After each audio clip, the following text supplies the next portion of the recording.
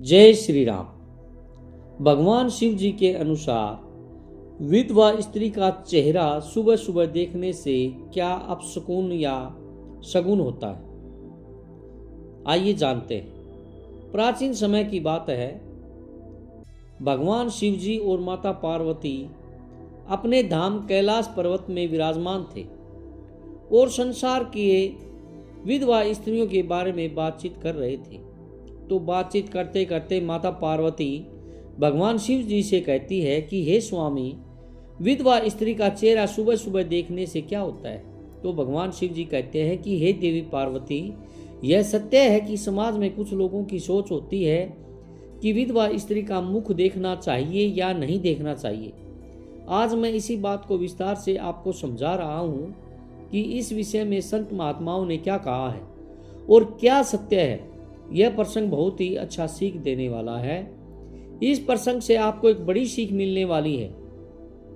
इसलिए हे देवी पार्वती, आप इस कथा को ध्यान से सुनना कि सुबह उठते ही विधवा स्त्री का मुख देखना चाहिए या नहीं देखना चाहिए। इस बात को लेकर समाज के कुछ लोगों के मन में डर उत्पन्न हो जाता है कि किसी पुरुष की अगर पत्नी मर जाए तो सुबह उसका मुख देखा जाए तो क्या होता है। आज लोगों ने समाज में जो भ्रांतियां उत्पन्न कर रखी हैं, उसे मैं परमात्मा और संत महात्माओं के वाणी के अनुसार इस भ्रम को मिटाना चाहता हूं। आगे भगवान शिव जी कहते हैं कि देवी पार्वती, जिसकी पत्नी मर जाती है तो सुबह सुबह उसका मुख देखना चाहिए या नहीं देखना चाहिए। तो जीव तो स्त्री हो चाहे पुरुष हो, उसका मुख देखने में क्या दिक्कत है।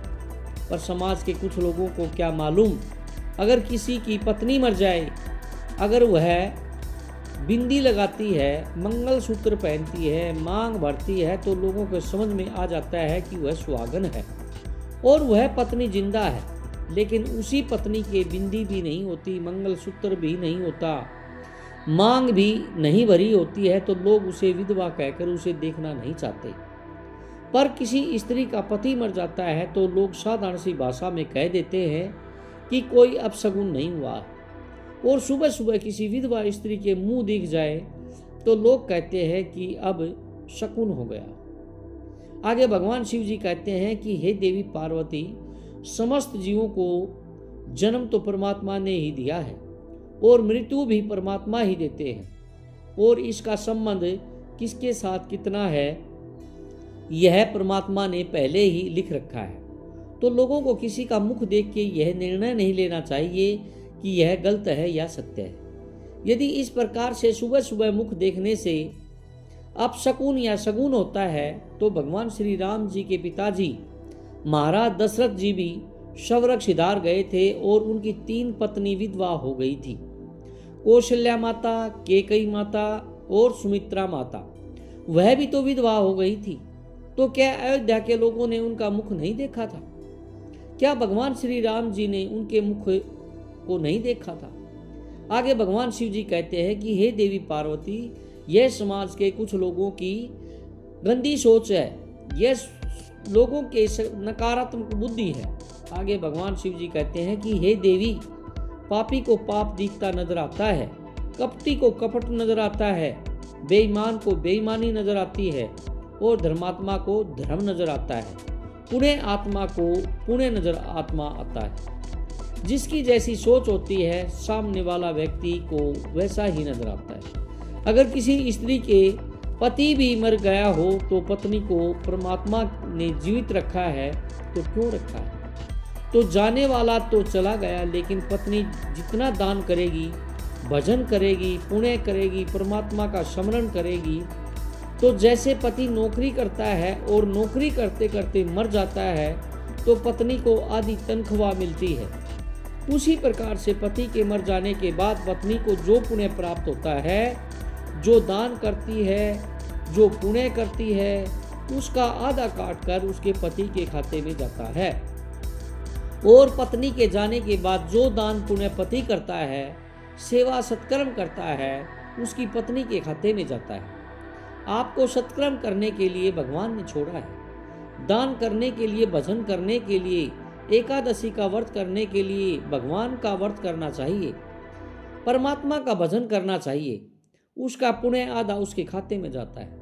यदि आप 1 लोटा पानी भगवान को चढ़ाते हैं तो आधा उसके खाते में जाता है।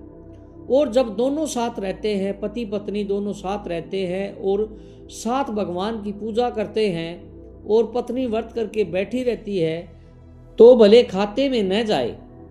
जब एक रह जाता है, और परमात्मा के यहाँ तो लिखा है एक ना एक दिन सबको जाना है। जब एक रह जाता है तो उसके हिस्से का भाग्य उधर चला जाता है। राम राम सबको कहना चाहिए, भगवत भक्ति में डूबे रहना चाहिए। किसी पर लांछन लगाना गलत है, यह मनुष्य के गुण नहीं है। ऐसा कहाँ लिखा है? कौन कहता है विधवा स्त्री का मुख नहीं देखना चाहिए? यह सब तो विधि का विधान है, इसलिए यह सब गलत बातें हैं। आगे भगवान शिव जी कहते हैं कि हे देवी, समस्त मनुष्य जाति को परमात्मा की भक्ति में लीन रहना चाहिए। भगवान श्री राम जी का स्मरण करना चाहिए। जो लोग कहते हैं कि विधवा स्त्री का मुंह नहीं देखना चाहिए, ऐसे लोग दुनिया में पाप फैला रखे हैं। इसलिए इन सब बातों को छोड़कर किसी को ठेस नहीं पहुंचाना है। यदि किसी मनुष्य की वाणी से किसी को ठेस पहुंचती है तो उसे बहुत बड़ा पाप लगता है। आगे माता पार्वती कहती हैं कि हे स्वामी, किस कारण से एक महिला समय से पहले विधवा होती है? ऐसा वह कौन सा पाप है जो एक पतिव्रता नारी को भी विधवा बना डालता है? क्या महिला के विधवा होने के संकेत पहले से मिलते हैं? तथा महिला का वह कौन सा अंग है जिससे यह पता चलता है कि महिला विधवा होगी या नहीं होगी? तो भगवान शिव जी कहते हैं कि हे देवी पार्वती, तुमने उचित ही प्रश्न किया है।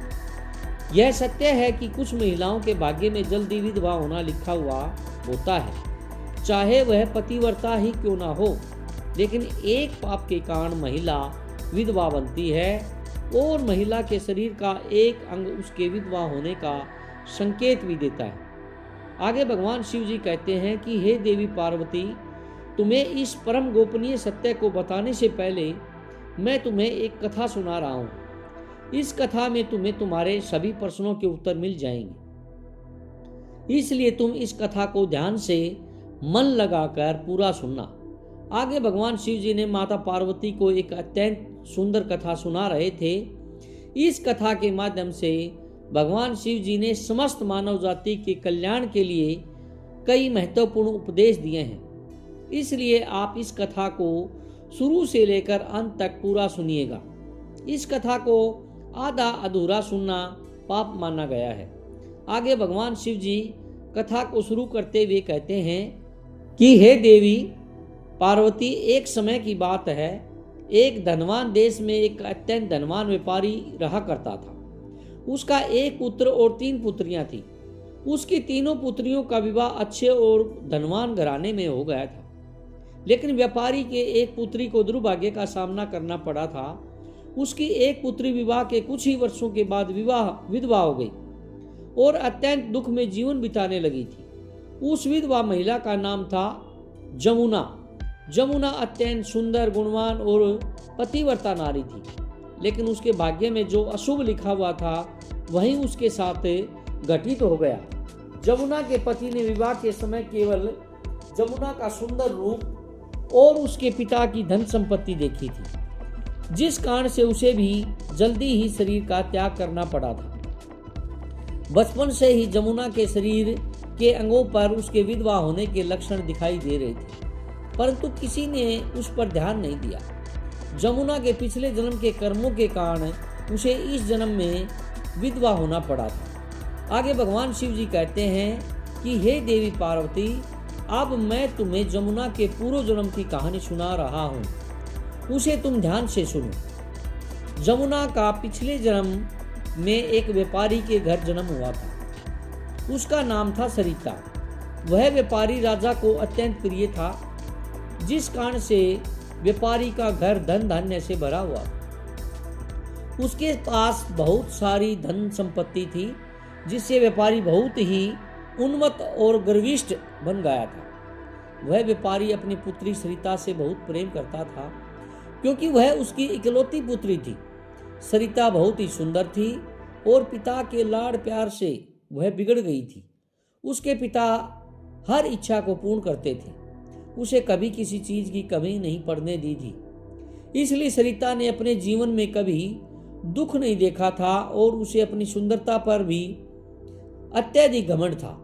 फिर जब सरिता जवान हुई तो उसके पिता ने उसका विवाह करने के लिए सोचा, परंतु उसकी एक शर्त थी कि जो भी मुझसे विवाह करेगा वह मेरे साथ मेरे पिता के घर में रहेगा, अर्थात घर जमाई बनकर रहेगा। तो व्यापारी ने अपने सभी रिश्तेदारों को यह बात बता दी थी और चारों तरफ यह बात फैल गई।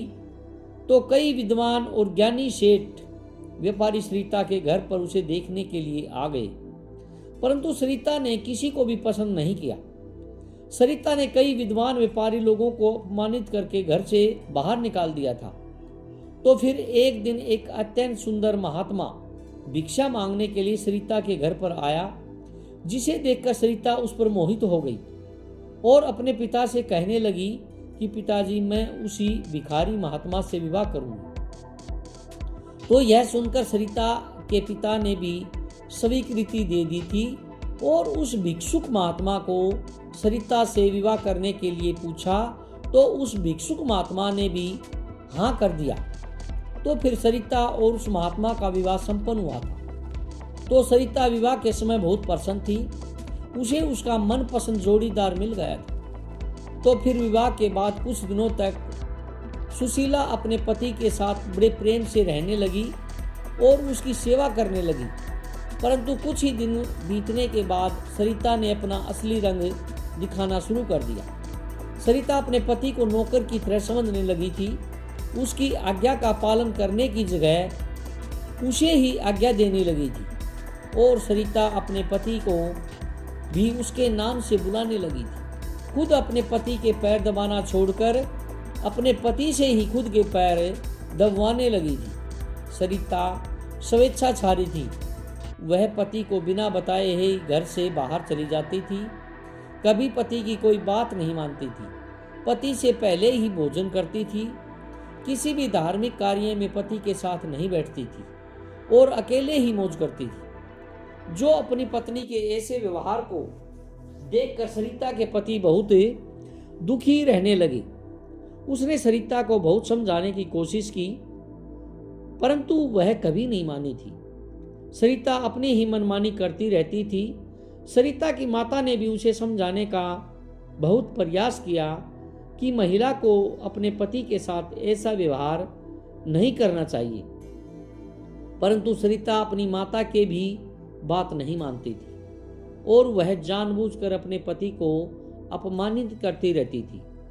दिन रात अपने पति की बुराई करना, उसे अपशब्द कहना, उसे नाम लेकर बुलाना आदि प्रकार के निंदनीय कार्य वह रोज करती थी, जो सरिता के पति भी उससे बहुत परेशान रहते थे। तो फिर एक दिन उसने बहुत विचार किया और सरिता को छोड़कर जाने का निश्चय किया और सरिता के पति बिना किसी को बताए ही अपने घर को छोड़कर चले गए। उसने सरिता का त्याग कर दिया और वन में जाकर तपस्या करने लग गया, क्योंकि शास्त्र यही कहते हैं कि बुद्धिमान मनुष्य को दुष्ट और स्वेच्छाचारी पत्नी का त्याग कर देना चाहिए, अन्यथा वह भी उसके पाप का भागीदार बनता है। इस प्रकार सरिता के पति वन में जाकर तपस्या करने लगे, लेकिन सरिता ने भी अपने पति को खोजने की कोशिश नहीं की और बड़े मौज से अपने ही घर में रहने लगी थी। तो सरिता की माता ने उसे बहुत समझाया कि तुम अपने पति से विनती करके उसे वापस घर पर लेकर आ जाओ, परंतु सरिता कहती थी, जाने दो माता, वैसे भी वह भीख मंगा पति किसी काम का नहीं था। उससे विवाह करके मैंने उस पर उपकार ही किया था, परंतु वह मूर्ख मुझे ही छोड़कर चला गया। ऐसे मूर्ख पति के साथ रहने से अच्छा है मैं अकेले ही रह लूँगी। मैं इतनी सुंदर हूँ कि कोई भी पुरुष मुझसे विवाह कर लेगा। तो सरिता की ऐसी बातें सुनकर उसकी माता भी बहुत दुखी रहने लगी। उधर सरिता के पति ध्यान मगन होकर तपस्या करने लगा था और सांसारिक बंधनों से मुक्त होकर परमात्मा की भक्ति में लगा रहा। तो फिर कुछ दिनों बाद सरिता के पिता के साथ अशुभ घटना घटी थी। उसे राजमहल में चोरी करते हुए सिपाही ने पकड़ लिया था और राजा को इसकी खबर दी तो राजा उस पर बहुत क्रोधित हुए थे और उसका सारा धन संपत्ति छीनकर उसे कारागृह में डाल दिया। तो सब कुछ छीन जाने के कारण सरिता बहुत गरीब हो गई थी और उसकी माता और सरिता अब दूसरों के घर पर काम करने के लिए जाने लगे थे और सरिता के पिता तो कारागृह में बंद थे, तो उसे और उसकी माता को सारा काम करना पड़ रहा था। तो सरिता को अकेलापन सताने लगा। घर में कोई पुरुष नहीं था, इसलिए उनकी सहायता के लिए भी कोई नहीं था। तो अब सरिता को अपने पति की याद आने लगी थी, परंतु सरिता के पति तो वन में साधु बनकर बैठा था। तो फिर सरिता अपने पति को ढूंढने के लिए वन में चली गई, परंतु उसे उसका पति कहीं पर भी नहीं मिला था। वह वन में हर तरफ घूमने लगी थी, परंतु उसे उसका पति नहीं मिला। तो फिर वह एक जगह पर विश्राम करके बैठी थी, तो अचानक उस स्थान पर एक शेर आ गया और उसने सरिता पर हमला कर दिया। तो उसी क्षण सरिता के प्राण चले गए। मृत्यु के बाद 3 यमदूत सरिता को घसीटते हुए यमलोक ले गए। तो यमलोक में जब सरिता यमराज के सामने जा पहुंची तो यमराज ने उसके पाप और पुण्य का मूल्यांकन किया था। तो यमराज कहने लगे, यह तो अत्यंत पापिन महिला है। इसने कभी अपने पति का सम्मान नहीं किया है। इसने बार बार केवल अपने पति का अपमान ही किया है। यह उसका नाम लेकर बुलाती थी और अपने पति के साथ नौकर की तरह व्यवहार करती थी। ऐसी दुष्ट महिला को तो नरक में ही भेजना पड़ेगा। और फिर सरिता नरक में चली गई और अनेक वर्षों तक नरक में सजा भुगतने के बाद सरिता को अपने पूर्व जन्म के कर्मों का प्रायश्चित करने के लिए फिर से मनुष्य जन्म प्राप्त हुआ था। जो पाप सरिता ने किया था, उसी पाप के कारण सरिता के शरीर पर विधवा होने के लक्षण प्रकट हुए थे। आगे भगवान शिव जी कहते हैं कि हे देवी पार्वती, अब मैं तुम्हें उन चिन्हों के बारे में बता रहा हूँ जिस महिला के अंग पर ऐसे चिन्ह प्रकट होते हैं, वह महिला समय से पहले विधवा होती है। भगवान शिव जी ने विधवा स्त्री के लक्षण बताए हैं। यदि किसी महिला के पैर पसीने से रहित होते हैं और उस पर नसें दिखाई देती हैं, तो उसके पैर चीकने तथा कोमल होते हैं, तो वह महिला सुख भोगने वाली तथा ऐश्वर्यशाली नहीं होती है। यदि महिला के पैर का अंगूठा गोल मसाल वाला होता है, तो वह महिला पतिव्रता एवं ऐश्वर्यशालिनी होती है। यदि महिला के पैर के अंगूठे पर नसें दिखाई देती हैं, तो वह दुर्भाग्य से युक्त व्यभिचारिणी होती है। और बहुत छोटे अंगूठे वाली महिला कलेश करने वाली होती है और दुख भोगने वाली होती है। अंगूठा यदि छपता है, तो वह महिला गर्भ धारण क्षमता में दुर्बल होती है। यदि किसी महिला के पैर की तर्जनी उंगली अंगूठी से भी बड़ी होती है, तो वह स्वच्छंद कामचार अर्थात अनेक पुरुषों से संबंध बनाने वाली होती है। यदि किसी महिला के पैर की उंगलियां परस्पर मिली हुई होती हैं, तो एक दूसरे के नज़दीक होती हैं और उंगलियां गोल एवं सीधी होती हैं और नाखून पतले एवं छोटे होते हैं, तो वह ऐश्वर्यशालिनी होती है और ससुराल में सुख भोगती है। आगे भगवान शिव जी कहते हैं कि हे देवी पार्वती, अब मैं विधवा महिला के पैर के लक्षण बता रहा हूँ। यदि किसी महिला के पैर का अंगूठा बहुत बड़ा होता है और आगे से गोल होता है और उसके नाखून टेढ़े मेढ़े होते हैं और अंगूठे पर नसें दिखाई नहीं देती, तो उस महिला के विधवा होने के योग्य बनते हैं। यदि महिलाओं की आर्म बहुत बड़ी होती है, तो वह मृत्यु पर्यंत दुख भोगने वाली होती है। और यदि महिला के पैर मांस रहित होते हैं, तो ससुराल के भाग्य को नष्ट कर देती है। यदि किसी महिला के पैर की अनामिका उंगली बाकी उंगलियों की तुलना में बहुत छोटी होती है, तो वह कलह करने वाली होती है और घर के वातावरण को असहनीय बना देने वाली होती है। यदि किसी महिला के पैर की मध्यमा उंगली अर्थात बीच की उंगली ज़्यादा लंबी होती है, तो वह विवाह के लिए अयोग्य होती है। जो महिला चलते समय पैर पटकते हुए चलती है और धम धम आवाज़ करती है, तो वह अपने पति का विनाश करने वाली होती है। आगे भगवान शिव जी कहते हैं कि हे देवी पार्वती, इन्हीं लक्षणों के कारण जमुना समय से पहले विधवा हुई। पिछले जन्म के कर्मों के कारण ही महिला के विधवा होने के योग बनते हैं। जो महिला अपने पति का अपमान करती है, उसका नाम लेकर बुलाती है तथा उसके भोजन करने से पहले ही भोजन करती है, तो वह महिला निश्चित ही समय से पहले विधवा होती है। एक पतिव्रता महिला कभी किसी का अपमान नहीं करती, कभी उसे अपने नाम से नहीं बुलाती और सदैव पति से एक निष्ठ रहकर उसकी इच्छा के अनुसार चलती है। उस महिला की कभी दुर्गति नहीं होती और वह मृत्यु के पश्चात मेरे ही लोक को प्राप्त करती है। अगर आपको यह वीडियो अच्छी लगी हो तो प्लीज़ लाइक, सब्सक्राइब एवं कमेंट जरूर करिएगा। जय श्री राम लिखकर।